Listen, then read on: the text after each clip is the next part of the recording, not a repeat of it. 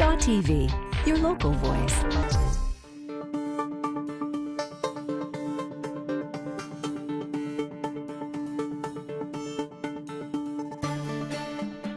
So without further ado, it's my pleasure to introduce Dr. Jeff Lewis. Jeff is a faculty member in the Geography Department at Vancouver Island University here at VIU, where he teaches Earth and Atmospheric Sciences. Jeff has expertise in working with large-scale climate models used to predict past and future climatic trends.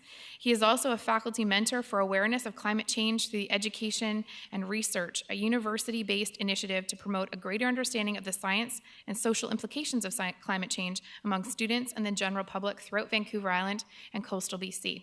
So please welcome Jeff Lewis.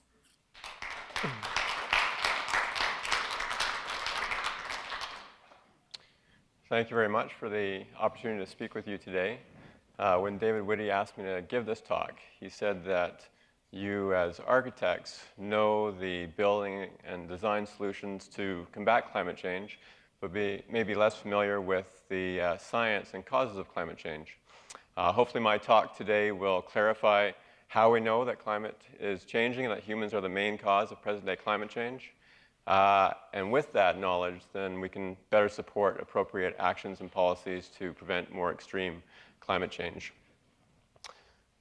So to start, I'll outline the overwhelming burden of evidence that the climate is changing and that humans are the main cause of climate change. And then go through just cause of climate change in general. I find that often, unless people truly understand what causes climate to change in general, so throughout Earth's history, they are less likely to understand or, I guess, have trust in the science of knowing that climate is being changed today by humans. Second half of the presentation, I'll go into the examples of present-day climate change. There's some of those examples. So looking at the temperature record, obviously, and sea level rise, ocean acidification, which is often not talked about, but is also one of the most important implications of climate change. And then talk about extreme events, which is usually the most talked about because it's what the media picks up on. It's very sensational. And at the end, I'll talk about ways to avoid more extreme climate change. So first of all, the overwhelming burden of evidence. The Intergovernmental Panel on Climate Change, or the IPCC, is a group of scientists under the UN that goes and summarizes all the latest peer-reviewed research. And they write a summary report every 5 to 7 years or so. And the report is literally thousands of pages long, and the media tends to pick up on one statement.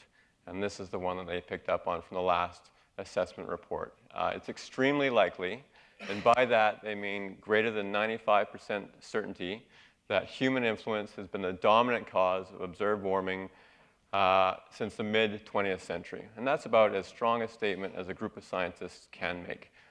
No one is ever going to say that it's 100% certain. More than 95% certain is a scientist's way of saying that essentially it's fact. And it's not just the IPCC and the United Nations that's saying this, it's every national science academy. So all the groups of scientists from different nations around the world all agree with that statement. So it's not one scientist or one group of scientists. It is science organizations all around the world that support the fact that climate is changing and that we humans are the main cause of present-day climate change, and that there's enough certainty to justify taking actions as promptly as possible. And we've seen that obviously with the Paris Agreement and moving forward here. The other thing to note is that it doesn't matter what the administration's perspective on climate change is from all these different countries. It doesn't matter whether it's our current government or our past government, or in the US. Again, governments from China, India, Russia all agree, or the scientists all agree with this statement. And why? Why is there the sort of overwhelming consensus that the climate is changing, that humans are causing it? It's because that's what the evidence points to. So there was a study that came out just recently. There's been actually many studies looking at the science itself. And what this is trying to show actually is a pie chart. So this big blue circle here is the number of peer-reviewed research papers that came out in 2013 and 2014, more than 24,000 of them, and only 5 articles, this very thin wedge, came out against climate change or that humans were causing it. So we can see that in this case, the consensus is greater than 99%. And again, it's not because people are just getting together and agreeing. It's because when they objectively review all the peer-reviewed science, you can't come to any other conclusion. And it's not just scientists. So the US military has been publishing reports about climate change for quite some time now. This one here, the 2014 Climate Change Adaptation Roadmap, has statements such as that climate change is a threat multiplier, meaning that it's going to exacerbate all these pre-existing conditions. They say that the impacts of climate change will intensify the challenges of global instability, hunger, poverty, and conflict. And the Department of Defense sees climate change as a present security threat, not just a long-term risk. And again, anyone that has had to deal with the implications of climate change have accepted that climate change is happening. The insurance industry is another organization globally that obviously has been tracking climate change and costs for quite some time. So to summarize the last big summary report by the IPCC, so the group of scientists that are reviewing all the research, this is about as concise as I can make it. So humans have caused the majority of present-day climate change. The warming is largely irreversible, so the things that we're doing now is very difficult to undo. Most of the heat is going into the oceans. The current rate of ocean acidification is unprecedented. In fact, it's unprecedented over geological timescales. And to stay below 2 degrees Celsius of warming, most of our fossil fuels have to stay in the ground. And that last statement is profound, obviously. So the 2 degrees Celsius warming, that's something that the world's nations agreed to at the Copenhagen Accord in 2009, and again reaffirmed in the Paris Agreement just this past year, trying to stay well below 2 degrees Celsius. And it's not that there's a magic threshold, it's that we needed some target to be able to put forward. And over the last 800,000 years, the climate has been a little bit warmer than now, maybe up to about 2 degrees warmer. We have a reasonably good understanding of how climate behaves, maybe up to 2 degrees warmer than pre-industrial. But once we start to get beyond that, climate starts to destabilize, and we start to have much less of an idea of how the climate is going to respond. And it's essentially about risk management. So the more that we can do now, the more that we can avoid more extreme climate change in the future. And so the target that's been set, again, by the world's nations is 2 degrees Celsius. And if we burn the fossil fuels that we know are in the ground and are economically viable now, we are going to greatly exceed that. And I'll come back to that point later. So the scientific evidence for climate change is overwhelming. And yet, the opinions from public is not the same. So this was sort of a series of studies done since 2011 looking at public opinion in Canada. And we can see that Earth is getting warmer. It's about 80%. And I think the reason why this is so high is that people are starting to almost perceive that things aren't normal. They're not like they used to be. There was a study a while back, it was actually quite sad from a science perspective, asking people why they believed that climate was changing, and scientific evidence rated as one of the bottom ones, unfortunately. But near the top was that people had experienced climate change. And whether or not that it was actually linked to climate change is sort of irrelevant, but people tend to believe what they can see and feel and know is happening around them. And we've seen a lot of extreme events, whether it's been flooding or drought, heat waves, and people are starting to think this is not normal. So again, in Canada, about 80% of Canadians feel that the climate is changing. Is it changing mostly or partly because of human activities? It drops down to 60%. And if we look at it's mostly human activities, it drops down to 44%. And again, this is compared to the science that is fairly, the IPCC has stated greater than 95% certain that we are causing present-day climate change. So there's this disconnect. And that's really the purpose of this talk today, is that often people don't understand what causes climate to change. And if people have a better understanding of what causes climate to change in general, then they're much more likely to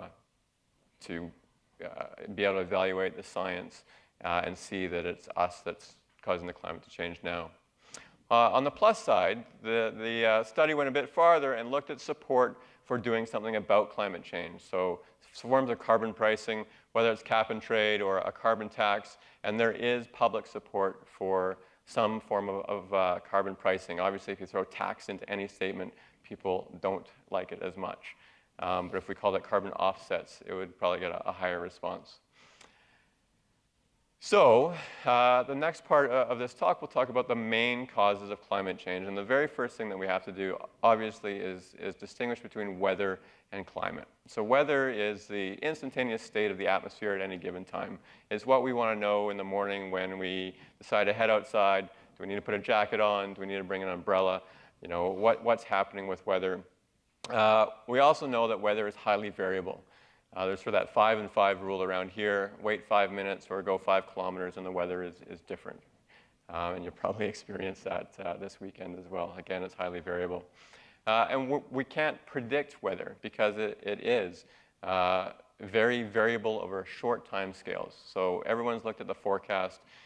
You look at something for the rest of the week, and often it's completely incorrect. We're pretty good at forecasting the weather, maybe a day out, 3 days out, not too bad. And beyond that, not very good at all. And past 5 days, it's pretty much garbage. It's, you know, you'll see websites with 14 days of forecasts, and it's just pure fantasy. And that's weather. And that's why I'm not a meteorologist.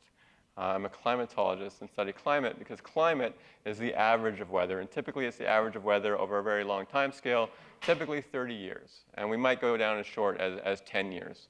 But to give you a quick, say, analogy of weather versus climate, there's no way that I would be able to tell you that the weather, say, on Christmas Day, although around here it's, you know, a good bet that it might be wet. But I can certainly tell you that it's going to be colder in December than it is in July. And again, our seasonal climate, we understand what controls the climate. We understand that it's Earth's tilt. We're tilted towards the sun or away from the sun, and that changes the amount of energy that we receive from the sun. So we understand what causes the climate to change, even though we can't predict the weather. And we're going to focus on climate today. So going back into Earth's history, we're going back 400,000 years, looking at temperature from the ice core. Present day is way over here, and this short little squiggle that's horizontal here is the last 10,000 years. So we can see that the climate has changed substantially over the last 400,000 years, from being warm to North America being covered in snow and ice. And if we look at the temperature change, so compared to present day, the difference between now and North America covered in snow and ice is about 8 degrees Celsius. So just to give you a perspective, when we start talking about a 2 degrees warming, globally averaged, that's quite significant. And again, the Earth has been a bit warmer in the past than it is present day, but you know, not much beyond 2 degrees. Once we start going past that, we start getting into a very unknown area. Obviously, humans have not caused all of this to take place, and the emphasis here today is going to be looking specifically at more recent climate change. So looking at climate over the last 100 to 150 years. And this is a temperature record that we have now. And compared to pre-industrial, we just had 2015 was our first year where we actually exceeded that 1 degree Celsius threshold. So we are now 1 degree warmer than pre-industrial. So we're halfway to getting to that 2 degrees Celsius threshold. And we can see that this is continuing to go up and up. Again, this is just 1 year, and we try not to emphasize 1 year. If we look at, say, the last 10, 20 years, we've warmed about 0.8 degrees Celsius above pre-industrial. All right, the main causes of climate change, ultimately the sun is our main source of energy. And this is a really simple equation. In has to equal out. And if the two are in balance, then our climate is relatively stable. And if in no longer equals out, then we are no longer in balance and our climate will change. So typically, we've got sunlight coming in, the sun's really hot, So the light that enters the atmosphere is in the visible spectrum. We can see it, and it goes right through our atmosphere. And then the thermal energy from the Earth goes out into space. And in general, it's relatively stable. But anything that causes that to change, we call a radiative forcing. So that radiative energy, whether it's incoming solar radiation from the sun or outgoing thermal energy from the Earth, will cause an imbalance. And these are the 5 main causes of climate change, period. So over Earth's entire history, if the Earth's climate is changing, it's due to one of these main factors. So we can have external forces, such as changes in how much energy is coming from the sun, or changes in how the Earth orbits the sun. We can have changes in how much energy the Earth's surface actually absorbs or reflects. And then we have sort of a redistribution of energy through atmospheric and oceanic circulation. And then the last one here is changes in atmospheric composition. And the main thing to remember is that all 5 of these are acting all the time. It's just that at any one time and over any given length of time, some of them are more dominant than others. And I'm going to address each of these in more detail and look at when they've been more dominant and what's been the most dominant one now. So if we look at changes in solar output for our time scale, looking at present-day climate change, we're really talking about the sunspot cycle. So every 11 years or so, there's more of these dark spots on the sun. And when there's more dark spots on the sun, there's slightly more energy coming from the sun. It's about 0.1%. So it's not a huge amount, but it's enough to make a bit of a difference. And we've been recording sunspots actually for hundreds of years. So people have been staring at the sun, counting the sunspots. And we can see that back here, during what's called the Maunder minimum, the Earth was quite a bit colder, and that corresponds to fewer sunspots. But if we look more recently, we can see the 11-year sunspot cycle is all the blue, and the black line is this average. From 1900 to 1950, we had this sort of slight increase in the average energy from the sun. But since that time, over the last 50, 60 years, the energy from the sun has been relatively constant or even slightly declining. And so if we compare this to temperature, so here's temperature from 1900 to present day, we can see that again, this rise up until about the 1940s corresponds to a rise in average temperature from the sun. But since about 1950 or so, the average energy from the sun has been relatively stable or even slightly declining and cannot explain the warming that we've seen over the last 50 or 60 years. So yes, the sun is very important for our temperature and our climate, absolutely. But can it explain the warming that we've seen over the last 50 or 60 years? Absolutely not. It can't. So the next main cause of climate change is Earth's orbit. And Earth's orbit can go from more circular to more elliptical, but it changes over 100,000 years. The tilt in Earth's axis can change. And again, that changes over a time scale of 41,000 years. And then whether our North Pole is pointed towards the North Star or away from it, again, changes on about a scale of 19,000 years. And the only thing to get from this slide is that it takes so long for these things to change that this force is insignificant for the time scale that we're looking at right now, which is climate change over the time scale of decades. What it's not insignificant for was looking at the last 400,000 years. So we see we're going from warm to cold to warm, and it's about a time span of 100,000 years. And it's thought that Earth's orbital changes have been the dominant cause of sort of glacial, interglacial periods for the last 800,000 years, actually. But it can't explain present-day climate change. So now we start to look at internal forces. And the first one is our energy balance. So if we look at energy balance, the main one being how reflective is the Earth's surface. And the way that we change this is through land use change, deforestation and urbanization. And they have different effects, and most of the effects are relatively localized. So if we cut down dark trees and replace it with cropland or clear cut, then the Earth actually reflects more sunlight. It doesn't absorb as much, and that's a local cooling effect. Obviously, if we burn those trees, then the carbon dioxide goes into the atmosphere and is a warming effect. And then our urban areas here are an urban effect. We're replacing sort of a natural ground. We are making impermeable surfaces, and we're changing the hydrological cycle, but we're also darkening the surface, and it's absorbing more energy and causing the urban areas to heat up. In general, land use change is not as significant as greenhouse gases, which we'll get to. One thing that's come out in the last 5 to 10 years or so is looking at where is all this energy from global warming going. And more recently, they've discovered that most of the heat, 90% of the heat from global warming, is actually going into the oceans. So this thin brown wedge here is our atmospheric temperature record, really, well, heat content. But this is the atmosphere. This is what we've been concentrating on. And really, most of that heat has been going into the surface waters of the oceans. And it makes sense. The oceans have a vast capacity to absorb energy. And this is also why the oceans are starting to rise. They're heating up. And that thermal expansion is one of the two main causes of sea level rise. Changes in circulation. This is very important for the temperature on any given year. And there's lots of different changes that take place. But the one that dominates year-to-year variability is really the El Nino, La Nina cycle. And we've been hearing a lot about that in the media lately because we've just gone through a really significant El Nino in 2015.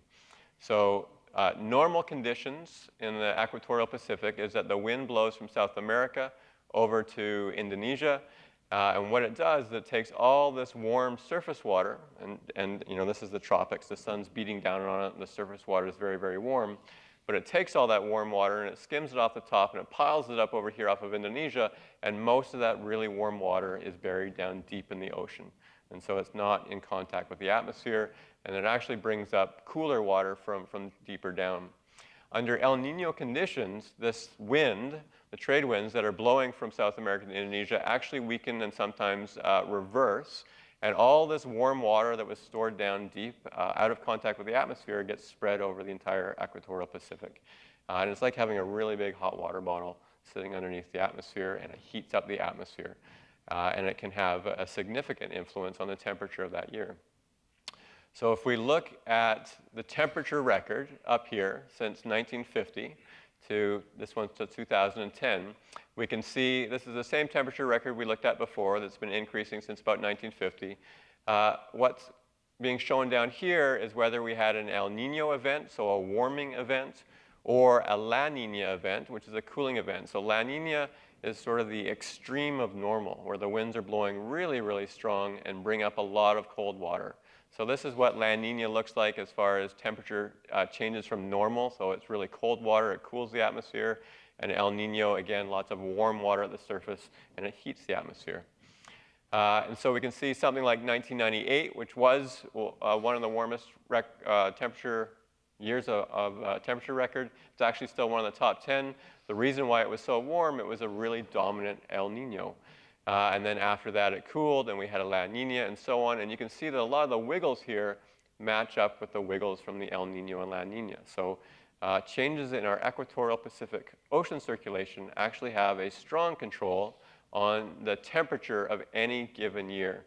What they can't explain is the trend. So this increasing trend here is, again, not caused by the El Nino, La Nina, but the year-to-year variability is. One of the other things I really like about this graph, even though it's quite busy, is that it also shows the volcanic eruptions. So here we have Mount Pinatubo and El Chichong. And again, it goes to show that at any given time, one of these climate forcings will dominate over another. So volcanoes, and I'll talk more specifically about them very shortly, but volcanoes release a lot of soot and ash into the atmosphere, and it basically darkens the sky and it blocks sunlight. And so they have a cooling effect for a year or two. So even though we had this quite strong El Nino, the volcanic eruption dominated that and overpowered it.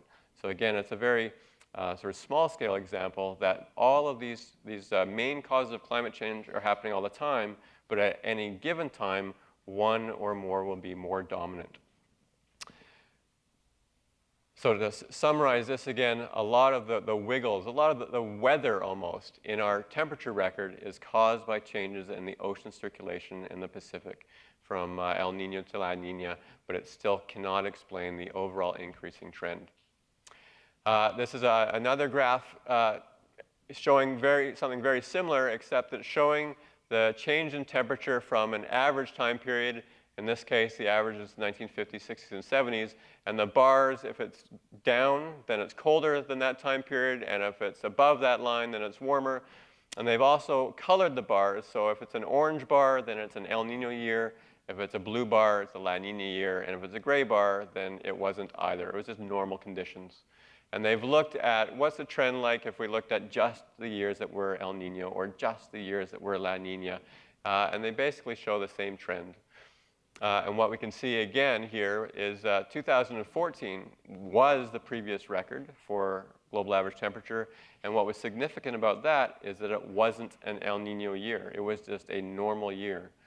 Obviously, 2015 was an El Nino year, which is why it absolutely shattered the previous records. And it's thought that it will continue to influence into 2016. And there's a very good chance that 2016 will actually be hotter than 2015 as well.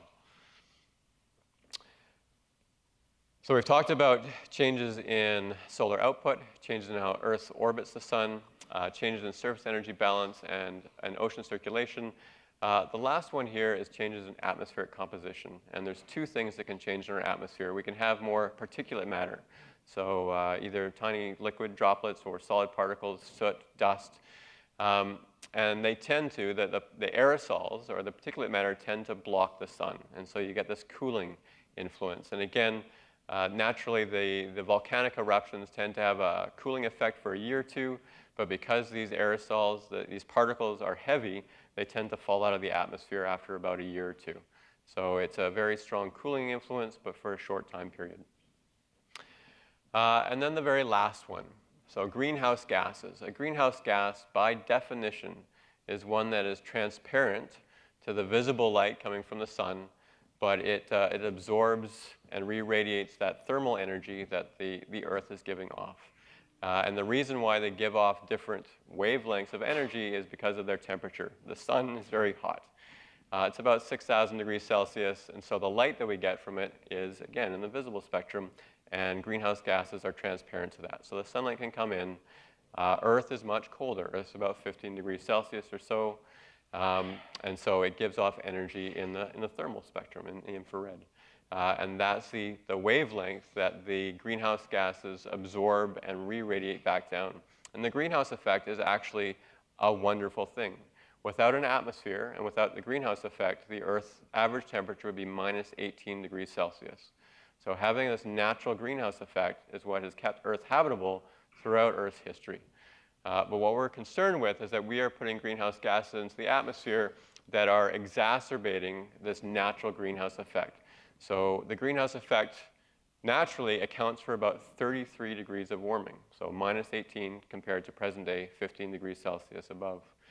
And it's like we're putting the greenhouse effect on steroids, where we're ramping it up, and we're starting to get into areas that we know very little about, and the climate starts to destabilize, and we get much more extremes. And if we look at what the concentration of greenhouse gases has done over the last, say, 2,000 years, just to note that these axes don't go to zero, so this isn't, a tenfold increase. But if we look at carbon dioxide has risen, obviously, exponentially since the pre-industrial times. And this year, it's around 402 parts per million. It goes up about 2 parts per million every year because of the greenhouse gases that we're putting in. Other greenhouse gases, we have methane and nitrous oxide. And the only thing really to get from this graph is that they've been relatively stable for a very long time period, and they are starting to rise exponentially. In fact, greenhouse gases are at their highest level that we've recorded over the last 800,000 years looking at our ice core records. And we know by definition that a greenhouse gas traps thermal energy. And so it's the only thing that can explain the warming that we've seen over the last 50 to 60 years. One of the ways that we can test this is we can look at our climate models, and we can try to recreate the observations. So the observations in this case are the black line on this graph. So the black line is our actual temperature record. And we can use our climate models, which are basically computer simulations where we know how the Earth and the atmosphere and the oceans exchange heat and moisture. And we can put in just natural forcing, so just the solar forcing and volcanic forcing that I've talked about. And if we did that, since about the middle of the 1900s, the Earth's temperature should have been relatively stable or even slightly declining, and we should be cooling if we were just looking at the sun and volcanoes. And I mean, we could come to that conclusion ourselves. We looked at the average energy coming from the sun, and we saw that it was slightly stable or slightly declining. And volcanoes, those are these episodic cold blips that last a year or two. That's what the natural forcings are. But if we put in the natural forcings as well as human forcing, mainly greenhouse gases, we can see that we can represent the warming over the last 50 or 60 years very well. And again, it's essentially almost impossible to come to any other conclusion that greenhouse gases from humans are causing climate to change. When we've looked at those 5 main causes of climate change, some of them can change sort of year-to-year temperature, but the only thing that can explain the rise in temperature over the last 50, 60 years is greenhouse gases. Unfortunately, greenhouse gases are not the only thing to happen. So what we put into the atmosphere can actually be amplified by the climate system itself. So water vapor is also a greenhouse gas, but because it doesn't stay in the atmosphere very long, it can't cause the climate to change. If we were all to take garden hoses and spray it in the sky, the rain would just fall out. So we can't force water vapor into the atmosphere. But what we can do is we can heat up the atmosphere, because we all know that warmer air holds more water vapor. And so as the temperature increases, because we put more CO2 into the atmosphere, the warmer air can hold more water vapor. We get an enhanced greenhouse effect, and that further increases the temperature. One of the things that we talk about in climate modeling and climate science is the sensitivity of the climate. So if we were to double the amount of carbon dioxide, so from pre-industrial it was 280 parts per million, and we double that, how much would the climate warm? And the general consensus right now is it would warm by 3 degrees Celsius. 1 degree just from the carbon dioxide that we put into the atmosphere. Another whole degree just because of this feedback alone. And then the 3rd degree is because of other feedbacks, such as snow and ice melting. So when snow and ice melt back, so this is just an image of winter versus summer for the Northern Hemisphere, but when we have more snow in the Northern Hemisphere, it reflects more sunlight, and therefore it's cooler. And when there's less snow and ice, then more of that sunlight is being absorbed, and it warms up the temperature. We've been able to look at how much energy has been absorbed since 1979, so 1979, 2008, and we can see where this absorption is taking place, and it's all in the margins of Arctic sea ice and the extent of our snow and ice. So we're seeing already that we can measure how much energy is being absorbed by this other feedback, sort of this self-reinforcing cycle. So as snow and ice melt, it reveals a darker surface, more of that sunlight is absorbed, which further amplifies the temperature and further melts that snow and ice, and so on and so forth. And again, that contributes to magnified warming in the Arctic. And again, a study came out, this is in 2014, so a couple years ago, saying that they found that the Arctic was already 8% darker. So again, more evidence that this is in fact taking place. So the second half of this presentation is going to focus on examples of present-day climate change. So oftentimes you hear about climate change as a problem that's going to take place somewhere else and somewhere in the future, or sometime in the future. And really, we've seen a lot of profound changes already. So the image that's up here right now is from this past February, which was the warmest February in recorded history over the last 136 years. And it absolutely, again, shattered the previous records by ½ degree Celsius, which is significant for a global average. And we can see that the pattern of warming is what we would expect. There's more warming over land than the ocean, because land heats up faster than the oceans do, but there's also much more warming in the Northern Hemisphere and around the Arctic, because that snow and ice is melting and it's absorbing more sunlight and amplifying the temperature. Again, as a climate scientist, I would caution looking at any one particular year, or in this case, 1 month. And so we can look at the same sort of thing, looking at an average over a decade, and we can compare the 2000s to sort of a normalized period between 1950 and 1980. And we're looking at the change in temperature. And it's very similar to what we just saw, that we're seeing warming occurring more over land than over the ocean, and much more up in the Arctic again because of that very powerful snow and ice feedback.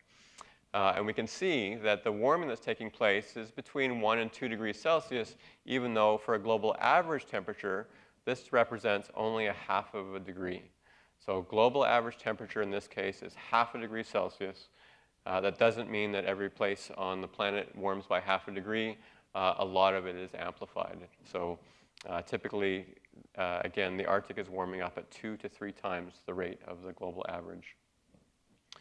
And that's going to pose a lot of problems for us in the north and our northern communities. This is just recently, this was in March, where ironically a fuel tanker went through one of the ice roads. And again, we will see more melting of ice roads, more melting of permafrost, and it will be much harder to get resources to and from our northern communities. So the global average temperature record, again, concentrating mostly on the last 50 or 60 years. We've already looked at a similar figure here. But I just wanted to put it up because this one shows 3 different groups that are all studying the same thing. So one's in the UK, the Hadley Center, and the other 2, NOAA and NASA, are in the US. And on any given year, they may differ in what the absolute temperature is, but the overall trend here is the same. And in fact, I think there's 6 or 7 land-based data sets, and there's 2 satellite-based data sets, and they're essentially all saying the same thing. And again, just to highlight 2015, it is very high. But we know why it's high. It's an El Nino year. But the reason why this El Nino year is much higher than this El Nino year is because of greenhouse gases and climate change. A different way to view the same information, instead of looking at, I'll go back one, instead of looking at the year-to-year variability in the wiggles, which is sort of the weather, we can look at what the temperature was like from one decade to the next. So again, we're looking at the average changes. And when again, we can see here's 1970, 1980s, 1990s, the 2000s, and the 2010s are on track to be even warmer. So again, we are seeing that the temperature continues to go up and up, and we know why. This image here is going to kick in. I just discovered it yesterday, actually. I will let it go through a couple times. It's showing the temperature changes, plotting it actually every month since 1850 in a visual. And as you get closer to the outside, so 1850 starts at 0 here, and here's 1.5 degrees, here's 2 degrees, and it's plotting every single month. And again, it's just a different way to visualize how the temperature has been changing since 1850. And we can see, obviously, we've been warming. Through the 70s, there's a bit of a contraction. And we're starting to warm at a higher rate as well. One of the things that we struggle with as scientists is how best to communicate. So anytime we can find sort of novel ways to show the same information, it helps. We'll watch it one last time, and then I'll move on.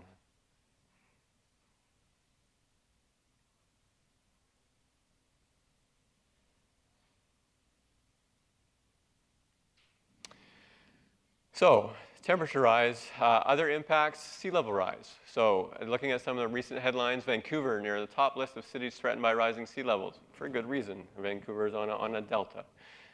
It's already very low land. Canada's east coast, most vulnerable to rising sea levels. This is a recent study that just came out in February again. So, our coastal communities are obviously very impacted by sea level rise. If we look at how sea level rises compared in this century compared to previous centuries, we're looking at the last 2,000 years or so. Obviously, sea level has been changing over the last 2,000 years, but this really highlights what's happened in the last 100 years. Sea level has risen substantially compared to the last 2,000 years and is continuing to do so. So looking at the sea level rise that we've already had 20 centimeters of sea level rise since the pre-industrial time. That's already impacting areas. You don't think that 20 centimeters is very high, but when you start to put on storm surges and high tides and everything else on top of that, it can make a significant difference. And if we start to look at where we might be by the year 2100, typically the range is, for a best case scenario, sort of around half a meter, and a worst case scenario from the IPCC anyways is about 1.2 meters. But if we look at the breadth of research around sea level rise, typically the general consensus is that it'll be around 1 to 2 meters by the year 2100.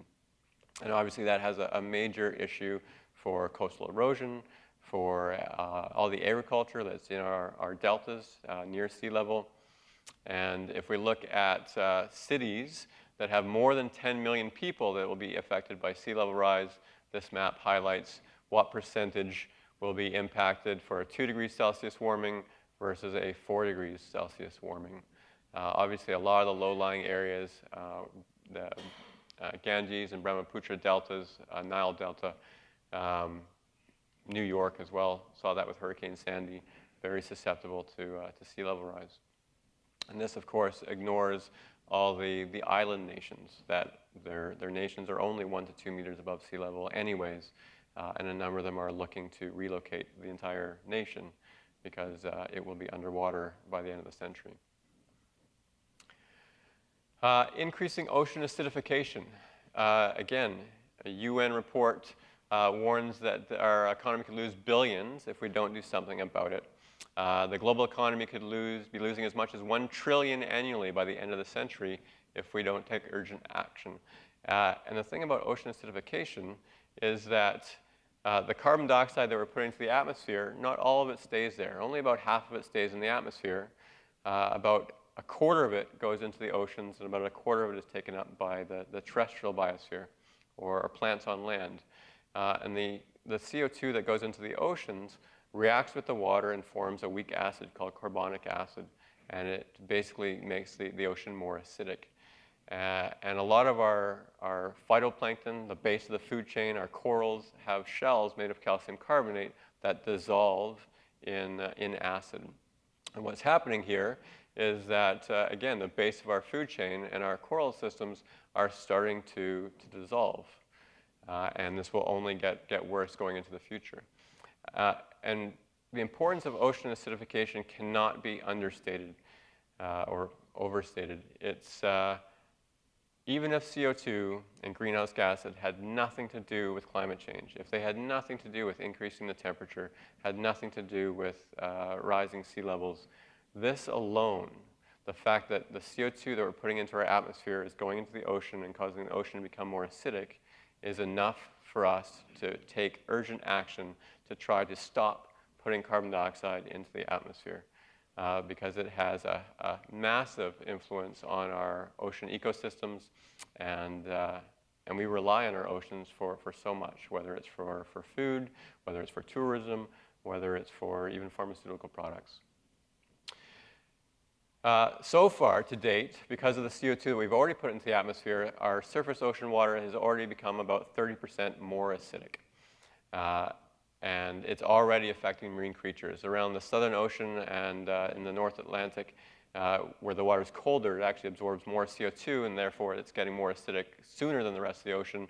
We can see that this was a study done, I believe, in 2012, where the pteropods, these tiny little phytoplankton shells, were starting to dissolve. They actually see right now that shells are dissolving because of the acidification that's already occurring. And if we continue on our current trajectory, the oceans will become more acidic over the next 200 years than we have seen in the geological record over the last 300 million years. And again, this is something that we are doing over the span of one generation, is having an impact over something that we haven't seen over 300 million years, to highlight how significant our impact on the environment is. Of course, the ones that the media picks up on and that we tend to hear about and pay attention to are the extreme events. So in this case, just a couple highlights. The drought in California, which has been going on for a while now. 2015 was very heavy, $2.7 billion cost to that. The 2011 drought in Texas, $7.6 billion. Both of these have been linked to climate change. Not to say that climate change is solely responsible for these, but climate change has definitely been part of amplifying and lengthening the time of these. There was a wonderful paper that came out in 2012 by James Hansen and others looking at essentially how things have changed statistically. And what they did, this takes a little bit to explain, but bear with me because it's important, is they looked at how the area of the Earth was changing. And they said, okay, if we just take a normal time period, let's say the 50s, 60s, about a third of the world is going to be normal temperature, about a third of the world will be hot, and about a third of the world will be colder than normal. And that's what they did. They just said, these are the sort of the hot areas here. This is the very hot, and then extremely hot. And what's happened through time, and this has nothing to do with computer models or anything else, but just looking at how weather has changed, and in this case, hot areas, we can see that what used to be hot about a third of the area of the globe is now more than 2/3. So almost 80% of the globe is considered hot compared to the 50s, 60s, and 70s.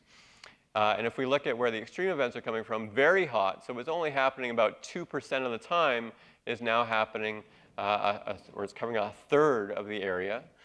And then what used to cover such a small fraction, this is our extreme heat waves, is now covering 10% of the globe.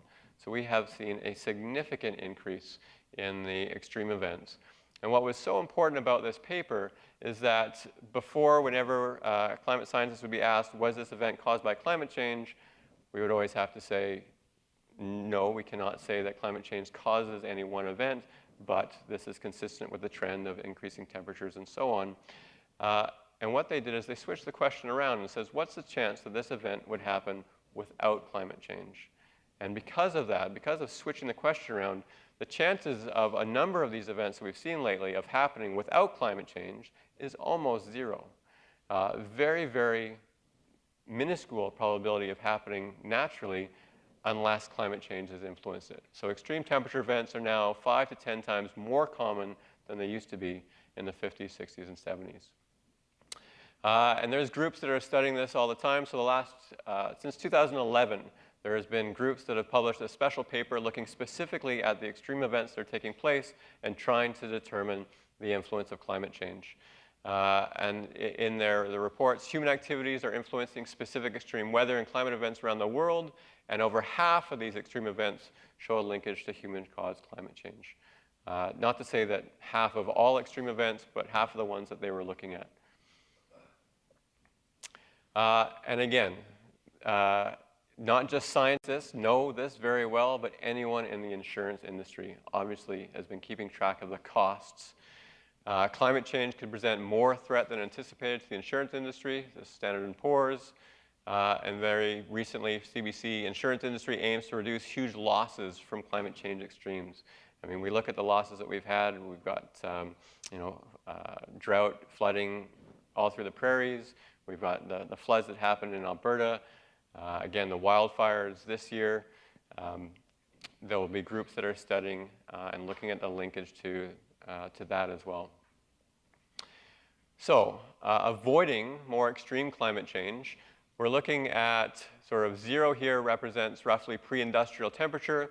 The black line is where we are now, or at least to the year 2005 in this case.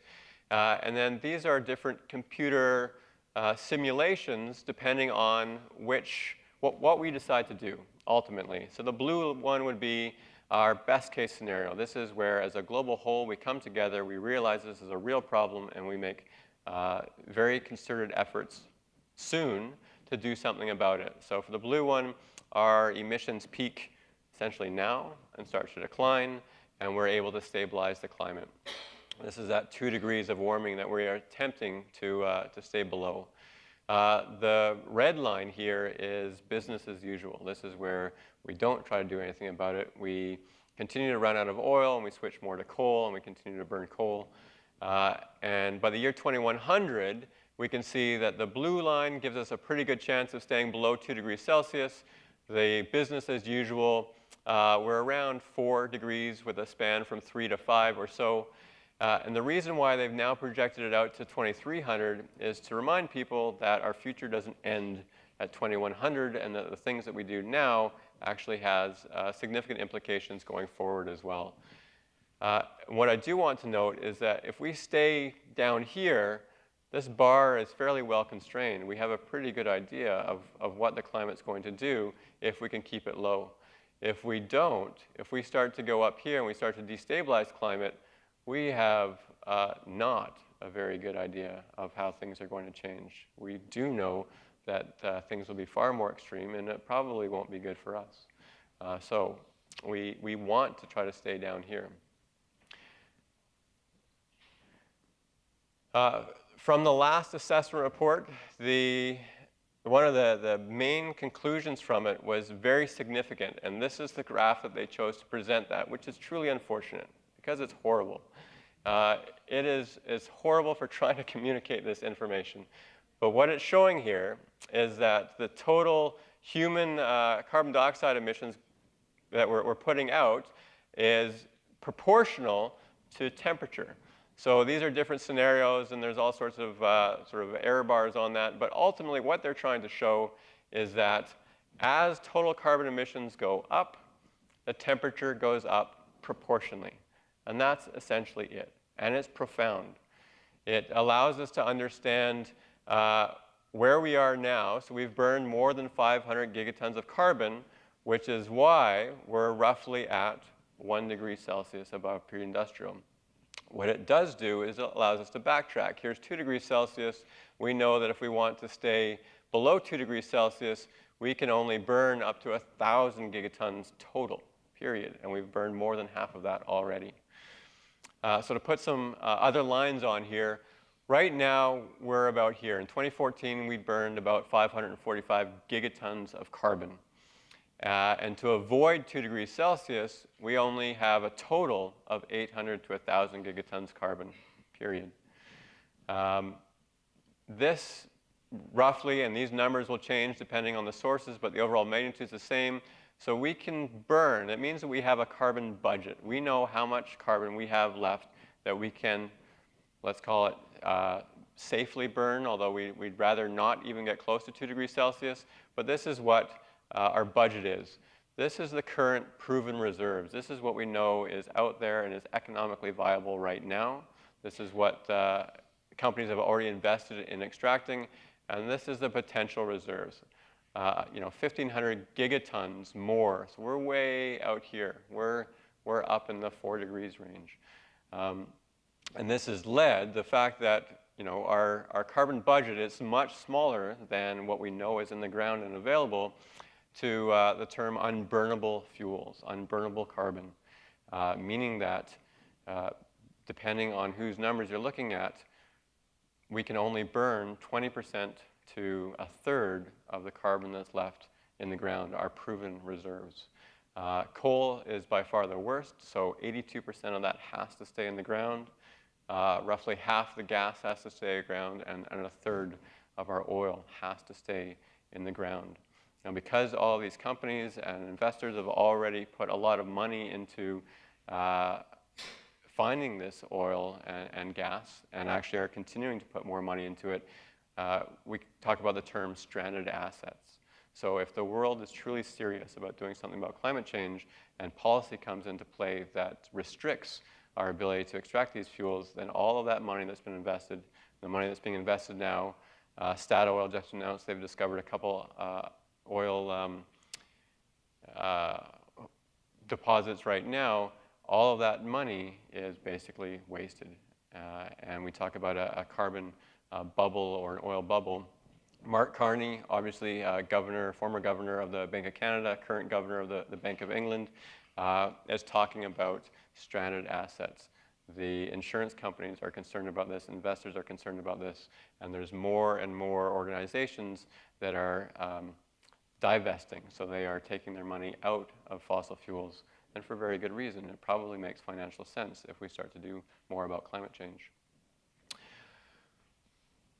So doom and gloom is not the best way to motivate change. We've tried it for years, decades, and it does not work. The best way to motivate change is to have a vision. Not a strategy, not a plan. Again, Martin Luther King started off his inspirational speech with, "I have a dream," not "I have a 12-step plan to," it doesn't work. And our sustainable vision has to be highly positive because people want to they want to be part of that future. If people don't want to be part of that future, then it's not going to work. So we have to create a highly positive vision. It has to be believable. It has to be practical, right? We can't all pack up and move to Mars.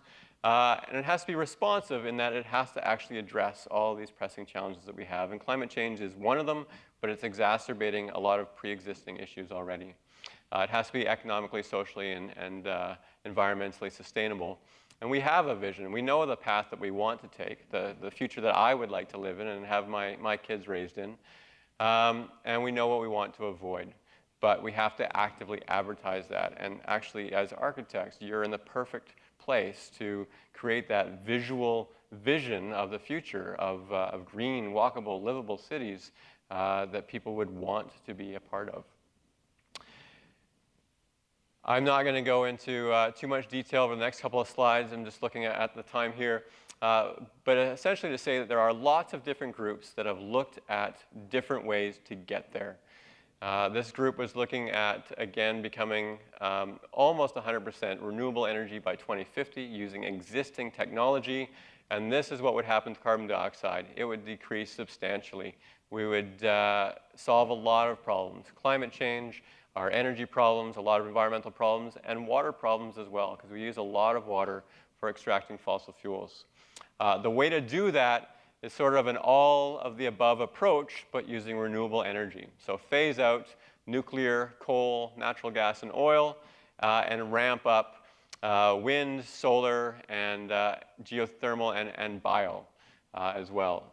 And what is also significant about this is that about 50% of our future demand for energy has to be met by energy conservation. So it's not just enough to find new sources of energy, but we have to start to become far more energy efficient. There's groups that are looking at ways that different countries, this is the Solutions Project that's looked at every state in the US and determined what proportion of renewable energy would work for that state. They've just come out with one for Canada as well, using solar plants, using a lot of onshore and offshore wind, and obviously using our existing hydroelectric as well. And so if you're interested in more about this, they've got much more than just this slide. It goes through obviously jobs and the cost of things, but the benefits to health and everything else, it's great. Other groups, so this is the new Climate Economy Report written by a number of the top economists in the world. It was commissioned by 7 different countries.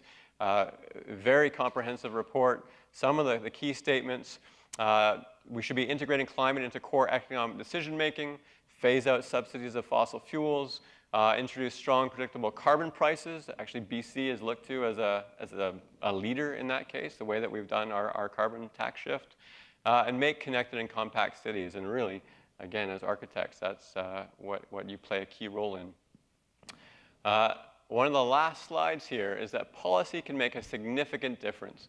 The Economist came out in 2014 and looked at all these different things that we have done.